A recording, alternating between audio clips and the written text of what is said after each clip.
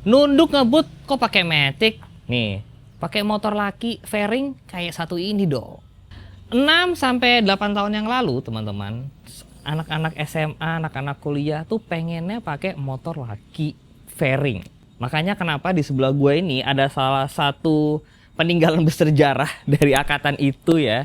Motor fairing 250 cc 2 silinder dari keluarga Yamaha, yaitu R25. Ini adalah generasi pertama di Indonesia. Hari ini mau kita bahas, kita bedah. Kalau kemarin kan kita udah bahas Ninja 2,5 karbunya punya Raka. Nah, ini adalah angkatan berikutnya, ya kan? Karena yang ini sudah injeksi. Di video kali ini kita mau bahas perawatannya kayak gimana, pajaknya berapa, susah apa enggak spare partnya.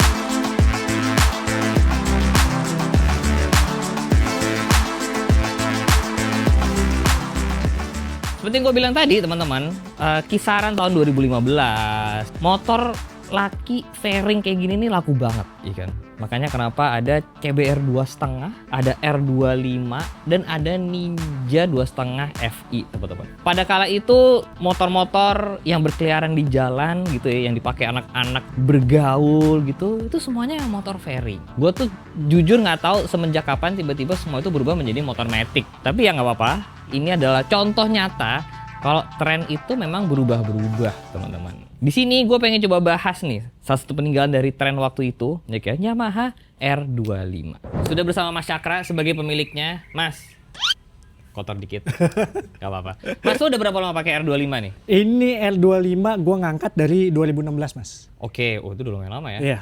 Udah lumayan lama. Nah, menariknya adalah sebelumnya Mas Cakra ini pakai CBR. Ya, pakai CBR 250R. Kalau orang nyebutnya CBR Sempak. Sempak. Ya, nggak usah. Nah, akhirnya memutuskan untuk pindah ke Yamaha nih. Iya. Murtad lah ya, dari Honda ke Yamaha nih. Iya. Ada alasan khusus nggak kenapa? Oke, alasan khusus sih enggak ya. Tapi memang mungkin kalau secara ini pengen upgrade ya. Upgrade ke naik 2 silinder. Cuma yang ini lebih ke historicalnya sih. Historicalnya jadi saat gue pakai CBR waktu itu, gue baru nikah ya. Gue baru nikah dan akhirnya motor itu lama nggak dipakai. Pas motor lama nggak dipakai, bokap yang pakai. Dan bokap gue waktu itu umurnya udah sekitar 60-an something, Mas. Sampai akhirnya gue nikah, punya anak, gue bilang ke bokap, boleh nggak motor gue jual dulu? Ya bokap ya pasti ngasih-ngasih aja lah ya. Terus begitu anak gue udah sekitar setahun lebih, dia nanya, lu nggak mau beli motor lagi? Oke, gue pikir iya sih, lucu juga nih kita naik motor. Kepikiran di kepala gue saat itu bokap tuh MT25 kali ya, kasihan dia nunduk. Emang maunya apa? Gue tanya. R25 boleh. Oh ya udah, dia maunya begitu kan. Nggak lama setelah itu gue cari-cari di marketplace, ada deket rumah, Mas. Jadi ini gue beli second. Oke. Gue beli second tapi pas gue ngeliat fotonya masih mulus banget dan kilometer masih 1000 dan motor simpenan pula. Dan itu dekat banget ke rumah. Saat gue lihat langsung gue ajak teman, langsung gue sikat motor. Jadi ini motor lo dan bokapnya ya? Iya. Barengan lah ya, Iya. Satu hobi, iya kan, dipakai barengan. Oke, nah ini adalah R25 generasi pertama ya. Iya. Yang ternyata sekarang tahun 2026 itu cuman ada baru generasi ketiga ya. Ya, baru 3 generasi. Baru 3 generasi. Tadi kita coba bandingin NMAX, itu dalam kurun waktu 10 tahun juga kayaknya lebih banyak generasinya. Udah 4 generasi ya berarti. Aerox juga lumayan banyak. Ini tuh generasi ketiganya, teman-teman, tuh baru tahun kemarin, 2025. Iya. Jadi bisa dibilang ini ya emang nggak gitu banyak perkembangannya lah ya. Dan generasi pertama, generasi kedua itu sama sebenarnya mesinnya. Secara mesin mungkin kurang lebih sama ya, Mas ya. Tapi detail kayak kompresi segala macam gue nggak tahu. Tapi secara parts itu bisa saling substitusi, Mas. Oke. Nah, yang generasi ketiga baru yang ubahan dalamnya banyak. Benar. Jadi Gitu. mesin ini nih, teman-teman, itu periode hidupnya lama lah ya. 8 tahunan berarti ya. Lumayan Ada, lama. iya. Nah, jadi ini adalah generasi pertama yang kalau menurut gue pribadi, tapi kalau kalian berbeda juga nggak apa-apa. Menurut gue ini yang paling ganteng. Ini motor yang dipakai dulu Jody kan ya, pakai ini ya kan. Ini R25 menurut gue yang paling ganteng. Setelah ini generasi yang paus ya, gue sih kurang suka. Ya. Yang generasi sekarang terlalu sama kayak R15 menurut gue. Looks-nya mirip banget kan? Iya, betul. Ya tapi emang ya CBR 2,5 sama CBR 110 juga begitu sih. Jadi bahasa desainnya sama. Bahasa desainnya sama. Nah, ini menurut gua adalah emang R25 yang ganteng banget. Dulu tuh ada beberapa warna, Mas, ya, R25 ya. Ada hitam, ada biru yang paling banyak ya. Oke, Iya. biru. Biru yang livery kayak MotoGP gitu saat itu. Mm-mm. Sama ini warna yang cukup rare sih, yang abu-abu ini. Dan emang satin ya? Iya, emang agak ngedove gitu. Emang agak Iya. ngedot. Cuma kalau lampu kuning ini emang Ini aksesoris. Udah aksesoris. Jadi gue ini oke. spotlight. Kalau kalian bertanya harganya, Ya. generasi pertama sekarang di harga berapa nih, Mas? Yang ini ya, tadi sih ngeliat di marketplace ya, balik lagi ke kondisi ya. Mhm. Misalnya kondisinya masih kurang tuh biasanya di 25-an sampai 30-an sih harganya. Oke, nah dulu barunya tuh 50-an, jadi setelah 10 tahun ngedrop 50% lah ya. Iya. Which is kalau menurut gua sih oke-oke aja ya, dalam 10 tahun turun 50% itu masih oke banget lah ya. Pajak berapa sekarang berarti? Pajak kemarin, nih plat nomor juga baru ganti ya. Mhm. Plat nomor karena udah 10 tahun, itu kemarin habis sekitar 1 jutaan sih mas. Oke, mungkin beli pajaknya doang per tahun 600? 700 sampai 800 karena progresif juga sih kemarin. Oke. Jadi mungkin 700-800 lah. Jadi buat kalian tuh Ya. yang penasaran, pengen tahu harga secondnya berapa, pajak per tahunnya berapa, tadi udah kita kasih gambaran. Biasanya banyak yang bertanya juga tentang spare part nih Mas. Ya. Gimana nih si R25 nih? Terakhir saya kita ngobrolin Ninja Karbu, ya walaupun nggak Apple ya, tapi Ninja Karbu tuh udah mulai ada yang susah lah ya. Ya. Kalau R25 nih gimana nih? Jadi kalau R25 ya bisa dibilang menurut gue nih, spare part Yamaha tuh paling nggak ngoyo dibandingin pabrikan lain.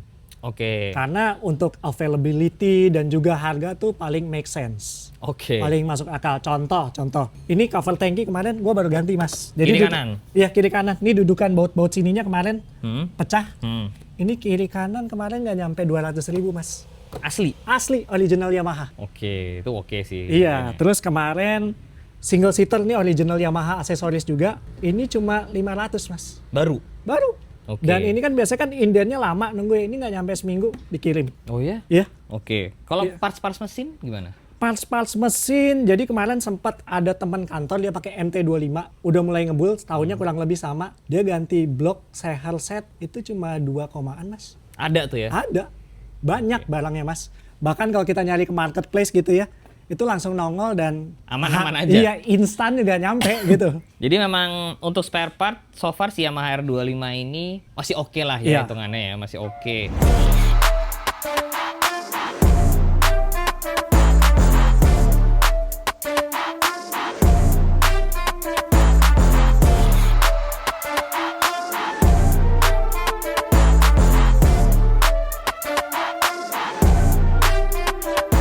Dari kalau kita ngebahas looks teman-teman, Ya. ini tuh lampunya sampai generasi yang kedua emang selalu pisah dua gini nih. Ya. Ini sen emang udah gantian sih ya. Ya, Sen udah gantian, pelek kan masih standar. velg standar cuma repaint. Kaliper juga standar ya. Kaliper ori, piringannya doang ganti TDR. Bedanya sama generasi kedua adalah generasi kedua itu sudah upside down. Iya betul. Jadi ini Sama speedometernya dia sudah full digital. Kalau ini masih yang Ada analog analognya dan ada digitalnya Iya. teman-teman. Kata Mas Cakra juga adalah perbedaan dengan CBR ini tuh lebih nyaman dibandingin 2,5 ya. Iya. RR.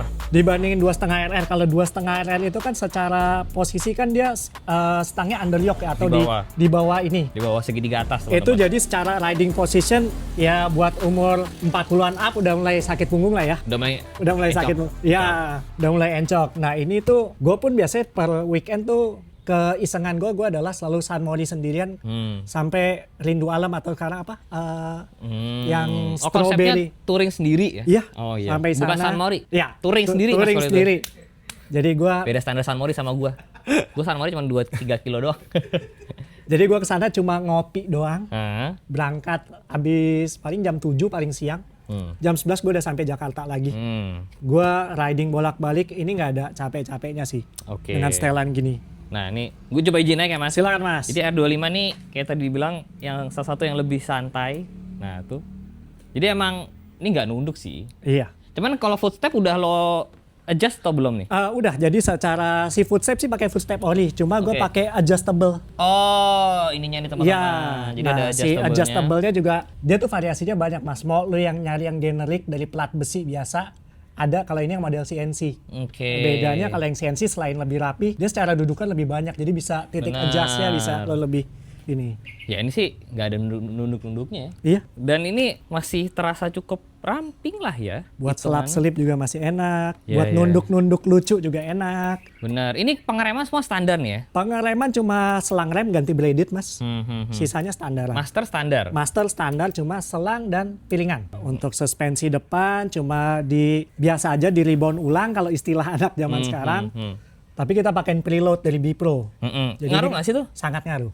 Oh. Sangat ngaruh. Jadi hentakannya tuh lebih ini sih. Ini kalau nggak salah aksesoris kisar 500 ribuan apa ya? Iya sekitar segitu ada 300 sampai Itu 400. ngaruh tuh ya? Ngaruh mas. Oh, oke. Ini kan kalau semakin kita adjust nih kan ada ring-ringnya itu. Semakin kita tekan ke bawah semakin keras shocknya. Iya. Oke. Seperti itu.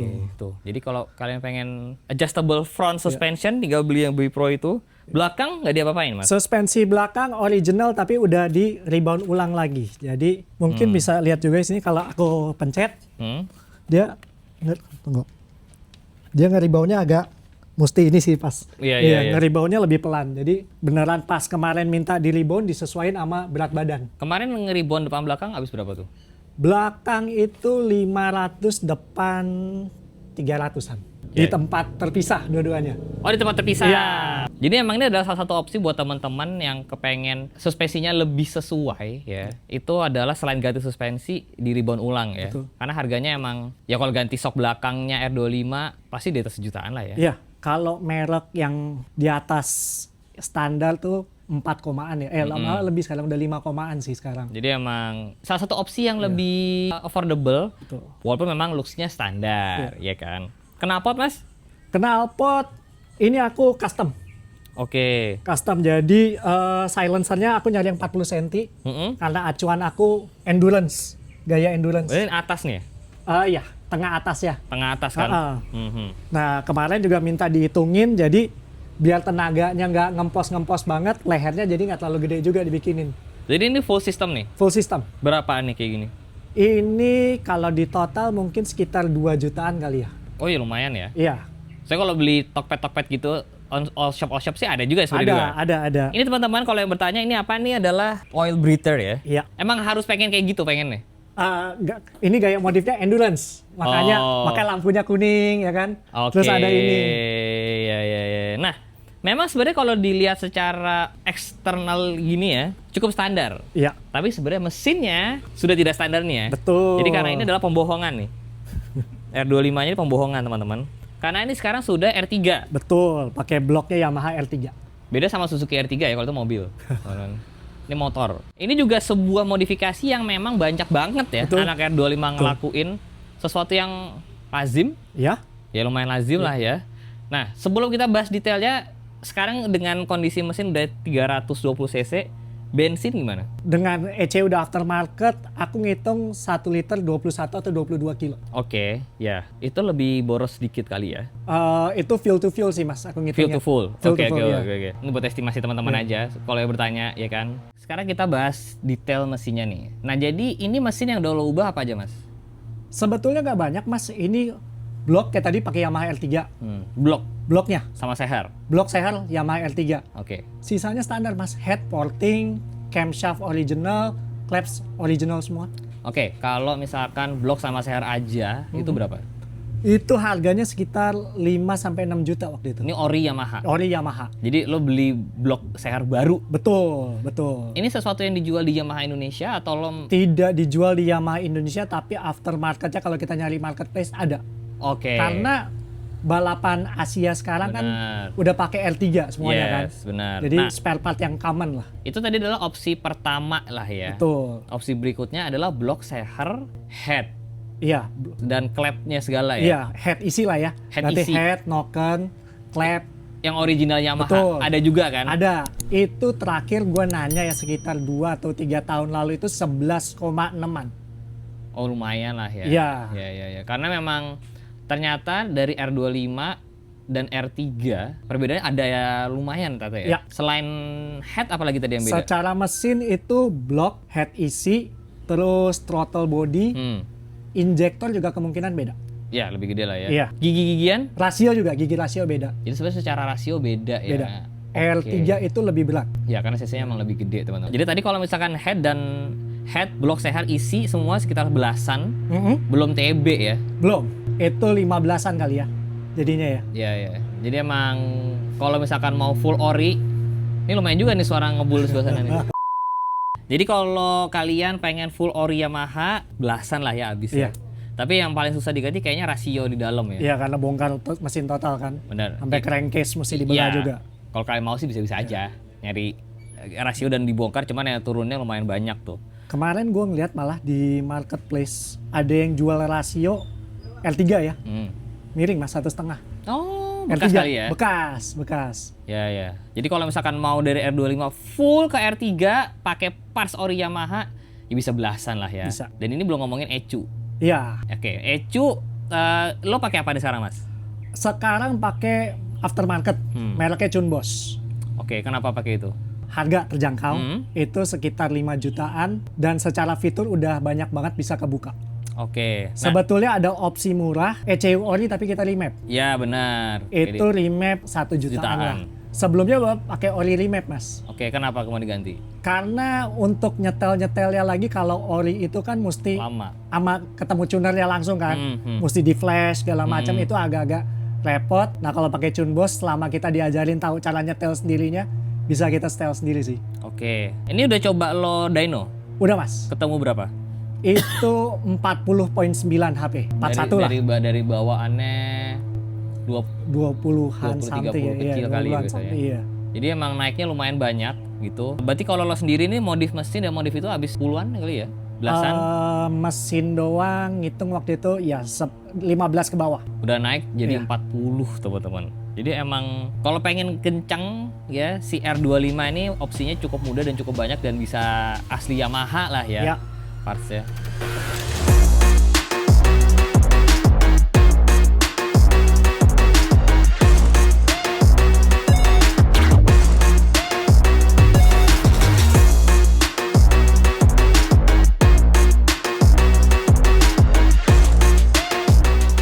Tadi kita udah bahas mesin, posisi riding, pajak, harga. Tapi belum afdol kalau belum bahas kekurangannya. Ya betul. Problem. Nah, lo udah pakai lama nih. Ya. Problem paling commonnya apa sih kalau R25, Mas? Ini kebetulan baru seminggu lalu gue ngalamin. Oke. Jadi gue nggak tahu ya rata-rata Yamaha itu bermasalah di kelistrikan.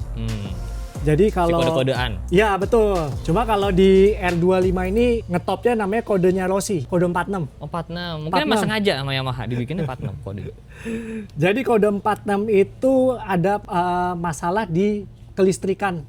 Jadi waktu itu kebetulan yang bermasalah kiproknya gue mas. Oke. Dan itu pas gue lagi riding, lagi pulang disentul. Oke. Lagi sentul tiba-tiba engine check gue nyala. Cuma karena ECU gue udah aftermarket, gue nggak ketulis tuh kode-kodeannya.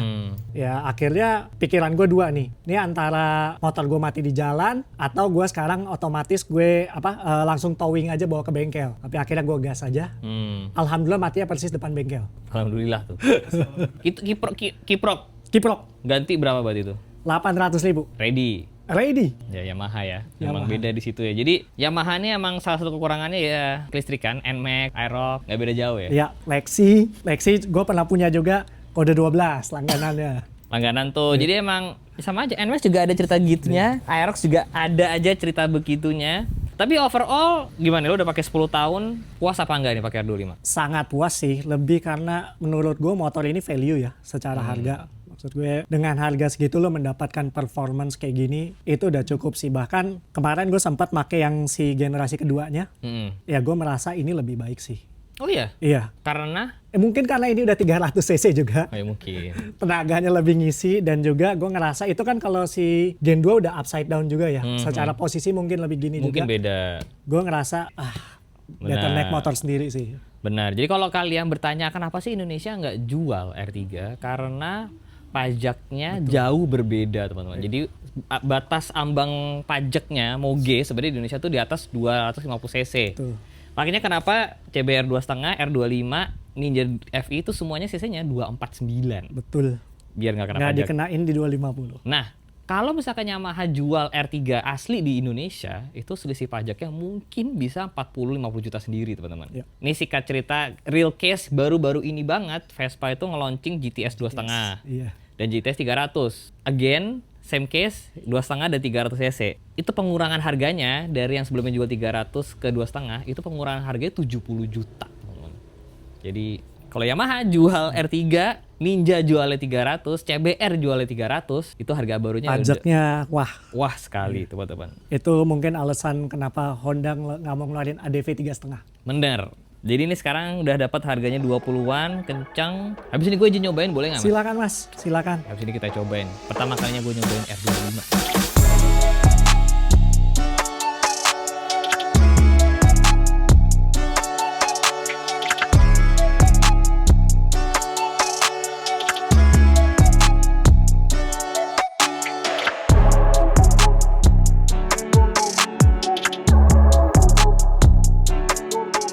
Bismillah, pertama kalinya nih. Seingat gue nyobain R25. Oh bensin di sini ya. Ya. Kilometer baru 7.000. Iya. Buset. Low kilometer ya? Sangat. Buset, baru 7.000. Bismillah. Posisinya nyantai banget R25 mas. Posisinya ya kalau dibanding MT25 pasti MT25 lebih santai. Cuman ini untuk sebuah motor fairing sih not so bad at all. Ini mah santai sih. Ini buat touring masih enak nih. Ya gue inget dulu CBR gue emang lebih sporty sih saat rasanya. Suara 2 silinder ini ya. 2 silinder segarisnya ini nih gak pernah bisa bedain kalau dari suara doang antara CBR, Ninja atau R25. Suaranya sama semua emang. Oh, ini ribuan ulangnya enak juga deh suspensinya.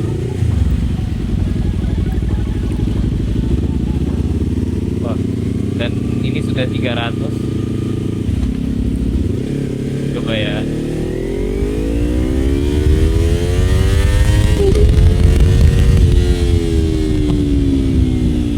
Kencang, enak tenaganya.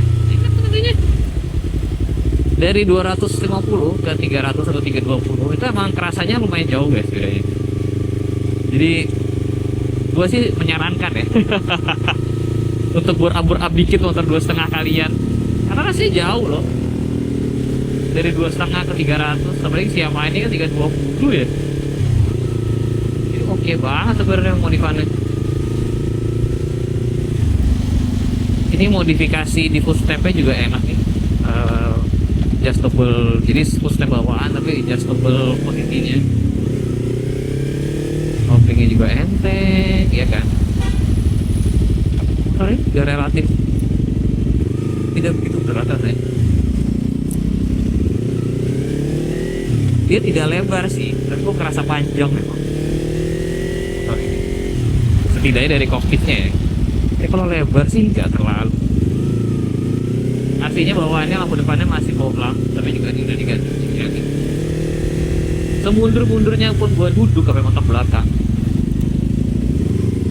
Ini gak se-sporty itu sih. Sayang ya. Wah, enak tarikannya. Sayangnya sekarang motor-motor 2,5 gini nih lagi gak ngetrend. Terus sebenarnya kalau secara performance motor-motor begini enak. Memang sih kalau dibandingin dengan motor 600 cc gitu ya, tentunya motor ini jauh lebih pelan. Tapi buat gue pribadi sih motor 300 sampai 500 cc tuh sebenarnya kalau mau dipakai harian itu masih enak, kencang juga masih enak. Ini situasi di Jakarta ya, kalau udah 600 buat harian tuh kan panas lah, di apa gitu. 300 sampai 500 tuh tentu sweet spot gitu, untuk di Jakarta. Kalau kita udah ngomongin beda kota lagi, udah beda cerita lagi tuh tergantung jalanannya. Tapi itu aja lumayan pakai gear 3 kan juga. Buat nyalip sih enak. Oke, R25 namun sih nyaman. Kalau kalian ada yang pernah punya pengalaman sama R25, coba tulis pengalaman kalian di bawah gimana sama R25. Jangan lupa di like, jangan lupa subscribe. Saya Sevi Jalan. Sampai next video guys. Bye bye.